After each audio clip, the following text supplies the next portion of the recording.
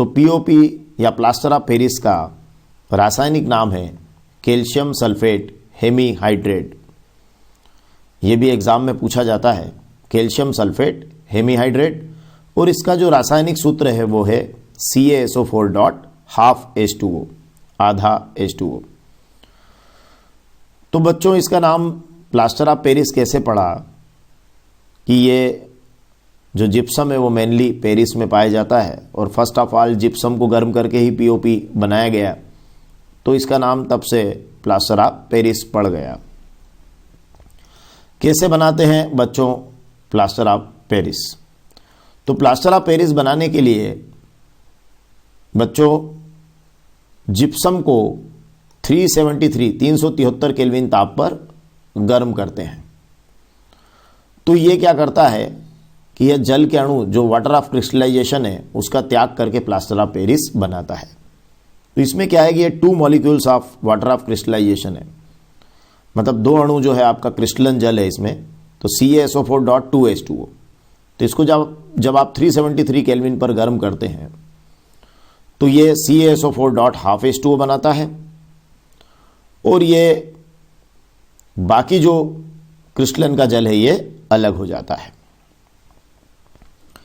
इसको हमें 373 केल्विन से ऊपर गर्म नहीं करना है, वरना ये फिर डेड बर्न प्लास्टर बनेगा जो पानी के साथ बाद में सेट नहीं होगा।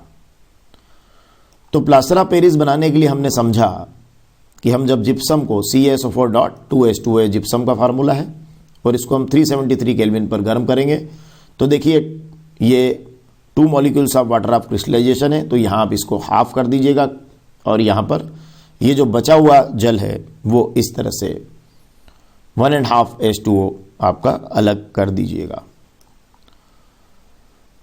अब बच्चों जो प्लास्टर ऑफ पेरिस बना है इसके उपयोग क्या है? और आप यहां सोच रहे होंगे कि ये जल का जो आधा अणु है ये आधा अणु कैसे प्राप्त हुआ? एक्चुअल बच्चों यहां है ये है कि हम कह सकते हैं कि जो कैल्शियम सल्फेट के जो 2 इकाई सूत्र हैं, 2 मॉलिक्यूल्स, या यूं कहें कि 2 formula units of calcium sulphate जल के एक अणु के साथ साझेदारी करता है। तो यहां 2 है और यहां 1 है।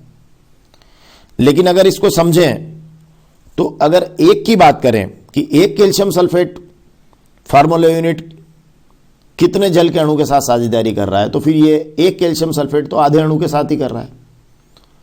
एक्चुअल क्या है, 2 कैल्शियम सल्फेट जो हमारे हैं, 2 कैल्शियम सल्फेट के जो 2 इकाई सूत्र है ना, 2 मॉलिक्यूल्स, या यूं कहें कि 2 फार्मूला यूनिट्स, वो जल के एक अणु के साथ साझेदारी करते हैं।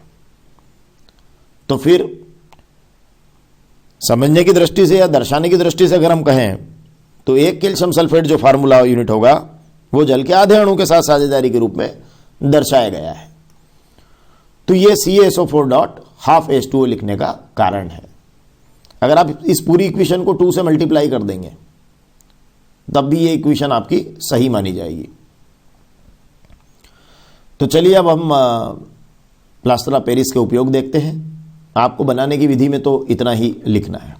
नाउ अब उपयोग, तो प्लास्टर ऑफ पेरिस का जो सबसे महत्वपूर्ण उपयोग है वो है टूटी हड्डियों को सही जगह स्थिर करने में। डॉक्टर क्या करता है, टूटी हुई हड्डियों को सही जगह पर रखकर फिर प्लास्टर ऑफ पेरिस से उसको क्या करता है, स्थिर कर देता है। एक्चुअल आप ये जो इक्वेशन देख रहे हैं ये, इसको अगर आप देखें तो ये जस्ट आपका उल्टा है। ये प्लास्टर ऑफ पेरिस और ये जल, ये देखिए इधर से स्टार्ट कर दीजिएगा, प्लास्टर ऑफ पेरिस और जल, तो फिर ये जिप्सम बन जाएगा जो एक कठोर ठोस पदार्थ है। तो देखिए ये यहां लिखा है, इसको मैंने यहां लिखा है, और ये आपका पानी मिलाने पर जो है, जल मिलाने पर ये वापस से आपका क्या बन गया है, जिप्सम। तो हमने देखा कि ये जिप्सम को गर्म करने पर प्लास्टर ऑफ पेरिस मिल जाता है और प्लास्टर ऑफ पेरिस में जल मिलाने पर वापस जिप्सम मिल जाता है। लेकिन टेम्परेचर का विशेष रूप से यहां ध्यान रखना है। तो इसमें तो मेरे ख्याल से कोई हमें दिक्कत नहीं है इक्वेशन लिखने में, तो कम से कम, क्योंकि अगर हमें ये वाली इक्वेशन पता है तो हम ये वाली इक्वेशन को जस्ट उलट कर लिख देंगे। और भी उपयोग आप इसके बता सकते हैं। प्लास्टर ऑफ पेरिस के उपयोग खिलौने बनाने में, सजावट का सामान बनाने में, किसी सतह को चिकना करने में। बहुत सारे सजावट के सामान हमने देखे हैं, खिलौने देखे हैं, है ना, सरफेसेस को चिकना करते हुए भी हमने देखा है। जो हमारा ब्लैक बोर्ड होता है जिसमें हम चौक से लिखते हैं वो भी प्लास्टर ऑफ पेरिस के बने होते हैं। फायर प्रूफिंग मटेरियल भी जो अग्निरोधी होते हैं सामग्री है उनको बनाने में प्लास्टर ऑफ पेरिस का उपयोग होता है।